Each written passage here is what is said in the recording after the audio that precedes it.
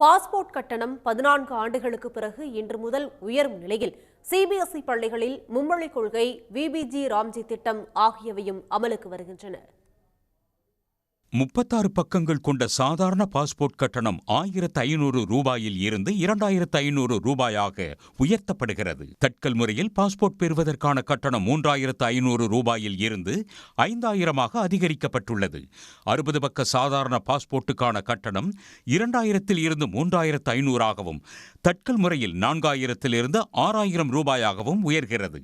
2012 ஆண்டுக்கு பிறகு பாஸ்போர்ட் கட்டணம் உயர்த்தப்படுவது குறிப்பிடத்தக்கது.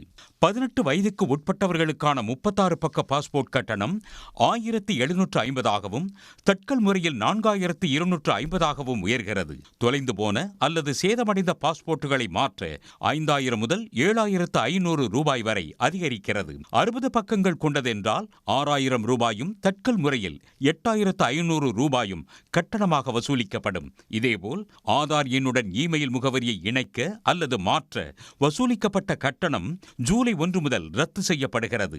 இதற்கு முன் 75 ரூபாய் கட்டணமாக மாற்றினால் மட்டுமே இலவசம் என்றும் இணையதளம் அல்லது சேவை மையங்களில் வழக்கமான கட்டணமே வசூலிக்கப்படும் என்றும் தெரிவிக்கப்பட்டுள்ளது. சிபிஎஸ்இ பள்ளிகளில் 9ஆம் வகுப்பு மாணவர்கள் 3ஆவதாக ஒரு மொழியை கட்டாயம் படிக்க வேண்டும் என்ற மும்மொழி கொள்கையும் ஜூலை 1 முதல் அமலாகிறது. பிரபலமாக உள்ள 100 நாள் வேலை திட்டம் 125 நாட்களாக அதிகரிக்கப்பட்ட நிதியின் பங்களிப்புடன் உருவாக்கப்பட்ட விபிஜி ராம்ஜி திட்டமும் ஜூலை 1 நடைமுறைக்கு வருகிறது. சில கார்களின் விலையும் உயர்கின்றன. மெர்சிடிஸ் பென்ஸ், BMW, ஹோண்டா, ஆடி, டாடா உள்ளிட்ட நிறுவனங்கள் உற்பத்தி செலவுகள் அதிகரிப்பு மற்றும் பணவீக்கத்தை அடிப்படையாக கொண்டு ஜூலை 1 முதல் விலையை உயர்த்தி உள்ளன.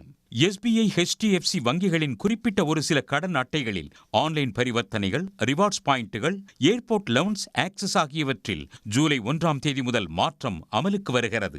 ரயில்களில் டிக்கெட் இல்லாமல் பயணிப்போர் ஜூலை 1 முதல் 2 மடங்கு அபராதம் செலுத்த வேண்டும்.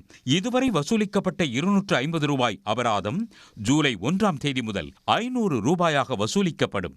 டிக்கெட் எடுத்தவருக்கு பதிலாக வேறு ஒருவர் பயணம் செய்தால் அவரும் பயண கட்டணத்தையும் 500 ரூபாய் அபராதமும் செலுத்த வேண்டும். இவை தவிர UPI மூலமாக PF பணத்தை எடுப்பதற்கான புதிய வசதி இந்த மாதம் அறிமுகமாகலாம் என எதிர்பார்க்கப்படுகிறது. LPG சிலிண்டர்கள், CNG ஆகியவற்றின் விலை ஜூன் 1 உயர்த்தப்பட்டதால் நடுத்தர வர்க்க மக்களிடமும் இந்த 1 அவற்றின் விலை உயர்வு இருக்குமோ என்ற அச்சம் கலந்த எதிர்பார்ப்பு நிலவுகிறது. உடனுக்குடன் செய்திகளை தெரிந்து கொள்ள சன் நியூஸ் பெல் ஐகானை கிளிக் பண்ணுங்க.